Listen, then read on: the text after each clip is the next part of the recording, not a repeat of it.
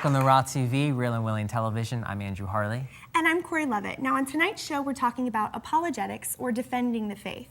It's hard to know how to express a Christian worldview in a world that really values relativism and personal experience over biblical truths. We know we need to be prepared, but it's really hard to know how to do that. Fortunately for us, on the show tonight, we have Greg Koukl. He is the founder and president of Stand to Reason, which is an organization that their mission is to equip Christians to become ambassadors of the faith. So he's going to be sitting down with us and just talking about how to do that, how to become somebody who can properly defend the faith of Christianity in the public square.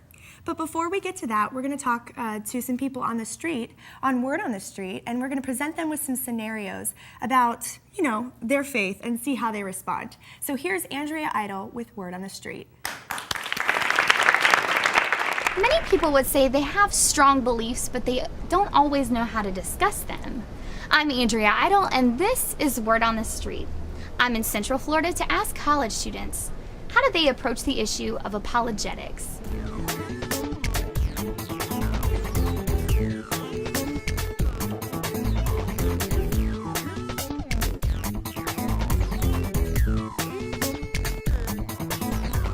Bobby, how do you handle defending your faith? Well, in defending my faith, it all depends on how I feel about whether it's predestination, which I do believe in, or it's everybody has a chance to be saved. Something that I was told quite a long time ago is people don't care how much you know until they know how much you care. Since I believe in predestination, I believe that if I am arrogant and ignorant in the way I protest my faith to other people, that I'm only getting in God's way. I guess this may be a cliche answer, but sort of like letting your actions speak for you. Mm-hmm. Because a lot of my friends know that I'm a Christian and what I stand for is what I will follow for the rest of my life. So I found in my own life that people are more receptive to listening to what I have to say and to hearing me out, and ultimately hearing my story and hearing what God's done in my life so I can defend my faith and what I believe. When I am more open to who they are and to loving them and seeing them for who they are first and hearing their story. You have to just always be speaking the truth in gentleness and kindness and with love.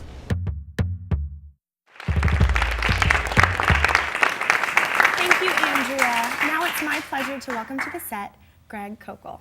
Thanks for being here. I'm really looking forward to our conversation today. Oh, we are too. We've been looking forward to it for quite some time. That's great. Now, faith obviously is so important to you. Absolutely. It's something you defend, it's something you teach how to defend. So just tell us, just first off, how did you come to faith in Jesus Christ? Well, just a clarification on the word faith. To me, faith is a step of trust. It's not a leap. It's not a blind leap. And what happened, I wasn't raised a Christian. Well, nominally, but by the time most of us grew up, we left our religious upbringing, and I was off. This is during the counterculture of the 60s, and I was a long-haired hippie. I know it's hard to imagine now, but... it was groovy, though. Yeah, very groovy. See, you're right there. You got it. And far out and do your own thing. That was all part of the lingo. I would love to see a picture of that. Yeah, the hair. It's scary. But I embraced all the ideas of that period of time, ideas that are now really popular and deeply embedded in the culture, like relativism.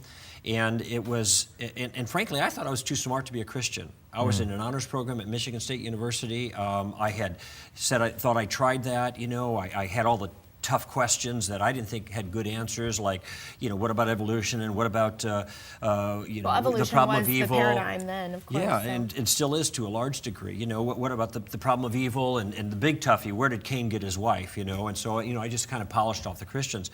But what happened is my life came to a point where I really began to examine what was real. And my younger brother had become a Christian during the Jesus movement, and he began talking to me about Christ. And he began saying things that I'd never heard before. And I went through a period of maybe a year and a half of really thinking hard about this. And then finally, in the fall of 1973, I made a decision to be a follower of Christ. And that changed everything in my life. The curious thing is that I started out thinking that I was too smart to be a Christian.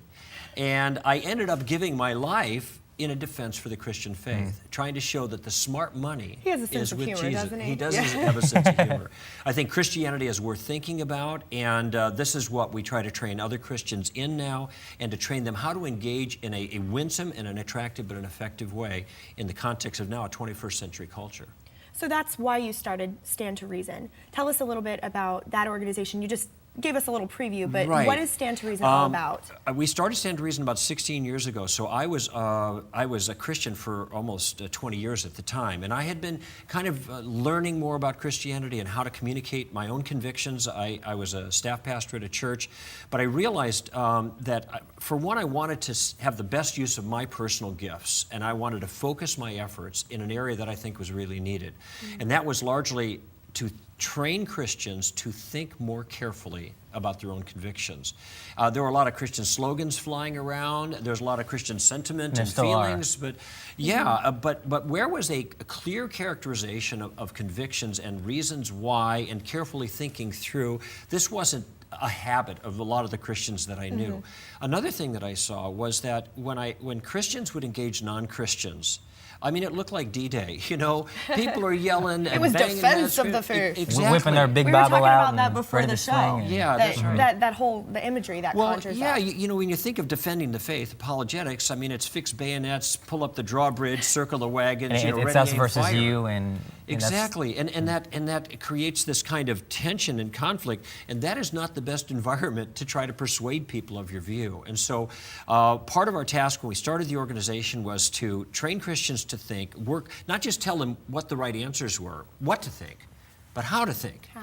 And then also teach them how to do this in a manner that was gracious and winsome and attractive, but still compelling. And this is where we came up with the ambassador motif. You mentioned it just a few moments ago. When I talk to people about defending the faith, I say, well, get that image out of your mind, like defending, because that's fighting words, right? Rather think of an ambassador. Because when you think of an ambassador, you don't think of somebody who's nasty and you know, grumpy you think of and crabby and all that, representation. you know, and dogmatic. You think of somebody who is trying to win somebody over to a good idea. Now, in 2 Corinthians chapter 5, Paul says that we are ambassadors for Christ. And, you know, I just picked up on that image. And we began to develop it at Stand to Reason. And now it's really the foundation of what we do. Not just to throw answers at people, but to try to train people like you and other Christians to be ambassadors with certain qualities that will help them be effective in this culture.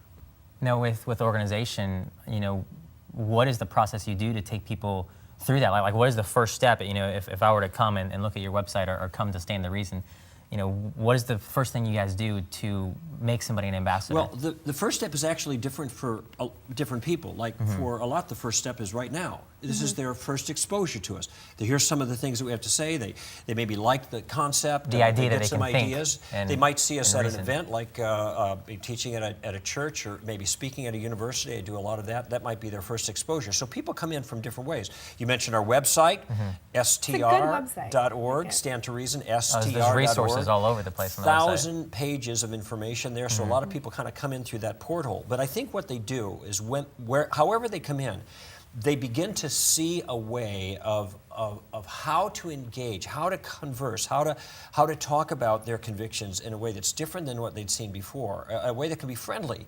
conversational, but still solid, not mamby-pamby, not weak. We can stand behind our convictions, but we can have a conversation that's winsome and attractive and gracious. I just flew down from Jacksonville to here, and on the flight down, I was sitting next to a young lady who came from a Muslim family. But when I told her what I did after she asked the question, I mentioned, she asked me, she asked me about my own lecturing and the like and the writing. And so she mentioned she used to be a Muslim, but now she's not sure. And she's interested in Christianity. So it was a great opportunity to converse. At the end, she said, you know what? I never like having these conversations where people are fighting. Like that one person is pushing their point of view on someone else. But she says, you weren't like that. This was really great. And in fact, she was so moved, she was telling the people around her about how excited she was and that she thinks this is a turning point in her life because she was talking to this man next to her about Christianity. That's what she said to the people behind her. So, and not arguing, talking about it. And we were having a conversation. I wasn't jumping down her throat. I was trying to gear my comments to her particular perspective and her particular needs. And one of the things that I mentioned was that when you choose a religion, you don't try to find a religion that you like. What you want to try to find out is which religion is actually true. Oh, yes. And how you can know that. So before I'm started to argue for my point of view, I'm putting a procedural step in place to tell her how she ought to be thinking about the question. And in the context of a 21st century postmodern culture, that procedure is almost as important as the information. And this is part of what we impart to others as well. Well, you mentioned, she has a Muslim background. So what role does understanding people of different faiths and maybe where they're coming from play in this process of being an ambassador? How knowledgeable do you need to be about other religions? Well, if you think about what an ambassador was, and if, Corey, if you were going to send an ambassador to another country, you'd want them to have a couple of qualities. First, you'd want them to know something, like your message to those people. And they would have to know something about the people they're going to so they can take that message and fit it in a way that would make sense to them. The second thing is you'd want them to be good diplomats. Be able to maneuver well in the conversation. So there's a wisdom skill in addition to the knowledge. So knowledge and wisdom, that's the K and the W. That's right, the K and W, you saw it on the website. But there's a third quality, and that is if you've got the knowledge and wisdom, but you turn out you're an obnoxious person, you can see how the character is going to undermine. So you need knowledge, wisdom, and character to commend the message, not to be a grump or nasty person, but be able to communicate in a way that's fitting. And so the KWC, the knowledge, wisdom, character, really represents the core of what we try to train people to be, not just to do, but to be as representatives of Christ, to make that message understandable and compelling and attractive. That's what our organization does. Now, when you're dealing with other religions, you got to know something about them. And if you don't know something about them, we've got a trick. You ask the person what they believe in. Exactly. And see, when I ask the question, what do you believe? What does Islam teach? What is your understanding about Jesus? Then she's able to give me her point of view. And now when she's talking, I'm listening, so there's no pressure on me. She's talking about her own life, so she feels good in the conversation, and I'm getting an education at the same time. And so as she talks and as she moves on and as I ask more questions, this is an important part of our game plan, this asking questions, then I get the information that will help me to know where to go next with this particular person. So in a way, I've got a plan, but it's a plan that is seasoned with salt, so I know how to respond to each person. It allows me to follow that person wherever they want to go. The diplomacy aspect. The diplomacy, exactly right. And well, we saw the results today, how sweet and happy the gal was. And just today, which is that incredible. is awesome. Yeah, and she gave me her phone number. I said I was going to send her some material that'll help her understand a little bit. And I did have a little understanding of Islam that I could compare it and contrast it to Christianity, because the contrasts are important. But it was a good, productive conversation for us. Now, like when you're talking to people of different faiths, what about for people who aren't Christian, like at all, people who don't necessarily even have, a belief? How do you share the Bible and share atheists and things like that? Exactly. How do you share the Bible with them? Well, it becomes a little trickier at this point, and actually, I know this is going to be difficult for some people. Maybe we can talk about it in a little bit after the break. But I don't start with the Bible when I talk to most people. And there's a reason for that. It's because I understand something about the 21st century mindset and their resistance to the Bible, and even resistance to anything that sounds like you think you're right and I'm wrong. And I have to take that into consideration. We can talk more about that. All right, well, that's part one of our interview with Greg Koukl. We're going to come back to more of our discussion with him. But first, we're going to go back to the street with Andrea Idle. We're going to be talking about just tolerance versus truth. And so go ahead and check out what people on the street had to say. What do you feel like people should adopt as their approach in defending their faith? And so I think of a lot of ways. Integrity, I think, is one as well. Your words. Caring about them and showing them my love for them and my actions and how that defends my faith, as opposed to being very staunch and very upfront and confrontational. I think wording your words, always use love and always kind speech. The most important thing is just realizing that who you're speaking to, they have a perspective, and they also have like a history and a background. Seeing who they are and valued them and loved them and seeing them is beautiful. Perhaps you have a different take on how to defend your faith. For whatever your thoughts are, remember 1 Peter 3:15. It encourages us to be prepared when we have the opportunity to share the reason for the hope that we have. Do so with gentleness and respect, though. I'm Andrea Idle, and this is Word on the Street.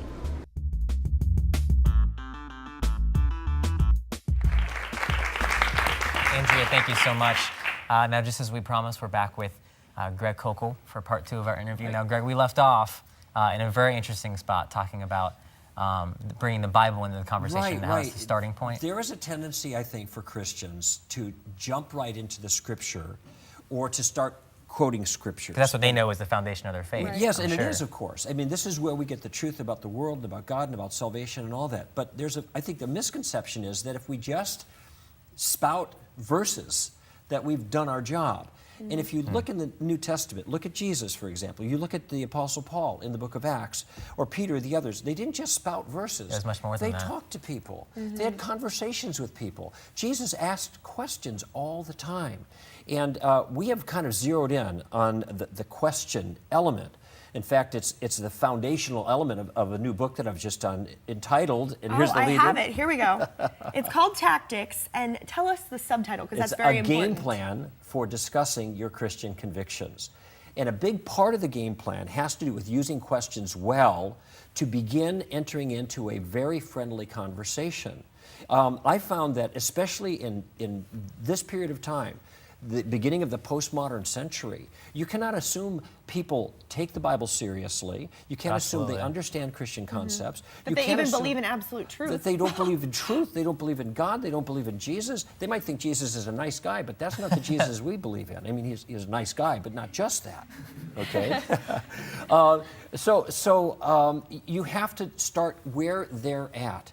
Corey, we were talking about before, if you were to send an ambassador to another country, yes. Well, that ambassador would have to know something about the way those people thought so they could take your message and communicate it in a way that they understood, okay? So why did I talk to the young lady on the airplane today the way I did? Why did I start out by saying you choose a religion not because it makes you feel good, not because you like it, but because it's true? It's because the mindset today is to choose a religion because it makes you feel good. Oh, yeah. Choose a religion because you like it. It's a club. You choose one club or another club. And I wanted her to see this isn't the way this decision is decided. So there was, in a sense, I had to deal with a conceptual problem, you know, before I could start talking about the Jesus of the Scriptures. And in fact, even at that point when I started to talk about Jesus, I didn't start quoting Bible verses. I know the verses. I know the Scriptures. So I was able to take the biblical truth and the concepts of the Scriptures and put it in other words. So I didn't say that Jesus died for your sins in so many words. I said, if we were on a plane and somebody was coming down the aisle to kill you, and I stood in front of him and I said, take me, and I got carted off and got killed, you would be so thankful for what I did. That's what Jesus did for you and I. He took the fall for us. He took the punishment for our crimes against God on himself. Notice how I used a way of speaking instead of religious language, and I used an illustration that would resonate with her, just the way Jesus did. So I think one of the biggest mistakes that we make as Christians trying to communicate to a non-Christian world is we think that just thumping our Bible is going to be adequate because the word will never return void. Well, the word wasn't meant to be used that way. Instead, I think we're to take the truth of the word properly understood and then put it in language that people could understand just the way Jesus did. That's great. Now, what would you say to a young person, you know, somebody our age who feels like, okay, maybe even us at a Christian school, we don't feel like we have a daily opportunity to share our faith or to engage in this type of, you know, dialogue. Well, so what would you say? It might be because they don't know any non-Christians. True, yes. You know, and I have that problem just as a professional. I get on an airplane, there's a lot of non-Christians there, but most of my friends are believers, okay? So I understand that problem. This means that we have to get out of our comfort zone just a little bit and get out of our kind of Christian commune and, you know, the circles, the wagons are circled. Pardon me? We see that in the life of Jesus. Yes, exactly. He went to the places that he wasn't supposed to go. You know, he went to the equivalent of the bars and you know, the pubs and the kind of places there, because everybody said you shouldn't be hanging out with those folk. And he said, look, it's the wicked that need forgiveness. It's the sick that need a doctor, and that's why I'm going to them. So we've got to break out a little bit. But I think the simplest way, and this is in the game plan where I talk about, is to learn how to use questions. And it's an important part of what we teach in tactics and when I speak. Yeah, that keeps coming up. I think it's how to use central. questions to draw people out into friendly conversations. Get out to Starbucks. There are people sitting around there drinking lattes, you know, working on their computers, reading newspapers. Hang out there. and then just start making friends. And in the process of making friends, you draw people out. And find out what they believe. I think Christians who want to evangelize a lot talk too much. You know? Yes. They end up talking at people instead of having people feel like they're in a friendly, reasonable conversation where there's some give and take, and there isn't some guy looking down their nose at the other person. That's a real important part of the process. Now, we've talked about how we as individuals can become ambassadors and, you know, learn through the materials how to embark on this process. What are some of the stories that through Stand the Reason that you've heard of people actively doing this? Well, most people write us all the time, and what they usually tell me is not their stories, but they tell me about how effective this has been and how it's really, really freed them up. Most of the stories I tell are things that happened to me, you know, and how and moves that people make. For example, the tolerance thing. You know, Christians get called intolerant all the time, but they don't know how to deal with that challenge. And I was on a TV show in Canada once, and I was defending the fact that I was standing against the idea that all religions are equally roots to God. Jesus didn't believe that, so I'm a follower of Jesus. I don't believe that. Of course. But man, when you say that all religions don't lead to God, I mean, that's wildly politically incorrect. Yes. So the guy starts, there were 3 people on the panel that are having at me here for an hour. And sure enough, before long, the words start coming out. Intolerant, narrow-minded, arrogant. Now, I knew this move, and I knew how to deal with it because just because of our training at Stand to Reason. I've done this before. You've done this before. And so I just said to the audience, instead of complaining, I said, you know, it's kind of interesting. What just happened in our conversation?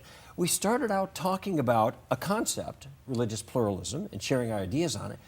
But the conversation has kind of drifted off now to a discussion about Mr. Koukl's character and personality.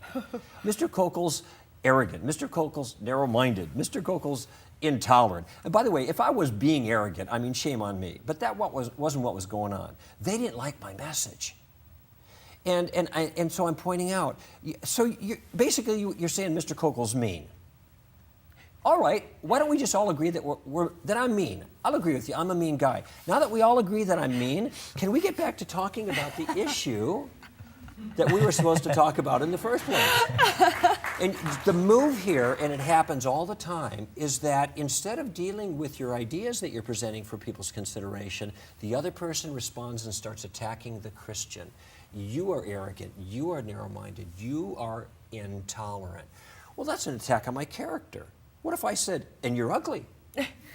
No, I wouldn't say that, right. But they would consider themselves ill-abused. But how is that different? I attack their looks, they attack my character. Neither of us at that point are talking about the issue. So this is just a little maneuver that we learn to help get people back on the issue. Why call me names? I'm not going to call you names. Let's talk about the thing that we're supposed to be talking about that day. So how do you get people out of that relativistic, you know, there's no absolute truth mindset? What is the tool to get them to see that there is absolute truth? In the case of truth, whether it's moral truth or any other kind of truth, there really are no relativists.